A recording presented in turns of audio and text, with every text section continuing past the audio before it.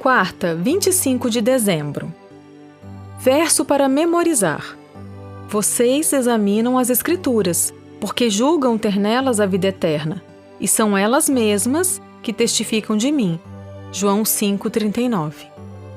Teologia de cima ou de baixo. Ouça João 4, versos 46 a 54. Jesus foi outra vez a Caná da Galileia, onde tinha transformado água em vinho. E havia ali um oficial do rei, cujo filho estava doente em Cafarnaum. Quando ouviu dizer que Jesus tinha vindo da Judéia para a Galileia, foi até ele e pediu-lhe que fosse curar o seu filho, que estava morrendo. Então Jesus lhe disse: Se vocês não virem sinais e prodígios, de modo nenhum crerão.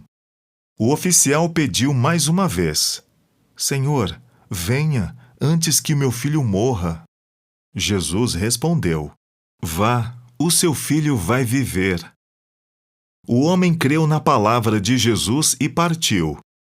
Quando já estava a caminho, os seus servos vieram ao encontro dele, anunciando-lhe que o seu filho estava vivo. Então perguntou a que horas o seu filho havia se sentido melhor. Informaram: Ontem, à 1h da tarde, a febre o deixou. Com isso, o pai reconheceu que aquela era precisamente a hora em que Jesus tinha dito a ele: O seu filho vai viver. E ele e toda a sua casa creram. Este foi o segundo sinal que Jesus fez depois de ir da Judéia para a Galileia. Pergunta 6.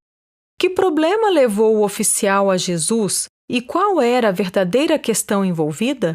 Aquele homem se aproximou de Jesus, a luz do mundo, mas decidiu crer apenas se ele curasse seu filho. Podemos dizer que a teologia desse homem era uma teologia vinda de baixo, pois tinha origem humana.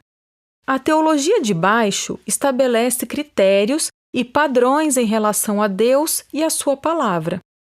As ideias humanas, embora falíveis, limitadas e subjetivas, acabam se tornando a autoridade final na interpretação da palavra de Deus. Que armadilha! A teologia do alto, por outro lado, reage com fé, assumindo desde o início a crença em Deus e em sua palavra. Quando a Bíblia é aceita pela fé, ela se torna sua própria intérprete. Nosso guia para compreender e interpretar as Escrituras deve ser a visão bíblica de mundo, em vez das filosofias humanas. Pontos de vista humanos devem estar sujeitos à palavra e não o contrário.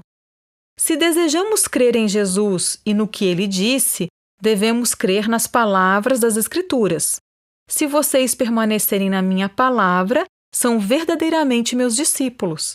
Se duvidarmos da palavra, ela não permanecerá em nós. Quem me rejeita e não recebe as minhas palavras, tem quem o julgue, a própria palavra que falei. Essa o julgará no último dia. Porque eu não falei por mim mesmo, mas o Pai que me enviou, esse me ordenou o que dizer e o que anunciar.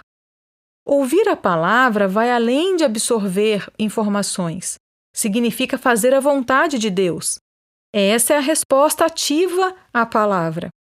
Se alguém decidir fazer a vontade de Deus, saberá se o meu ensino vem de Deus ou se falo por mim mesmo. Ouvir e praticar a palavra de Deus é uma expressão de amor a Ele. Se alguém me ama, guardará a minha palavra, e o Pai o amará, e viremos para ele e faremos nele morada.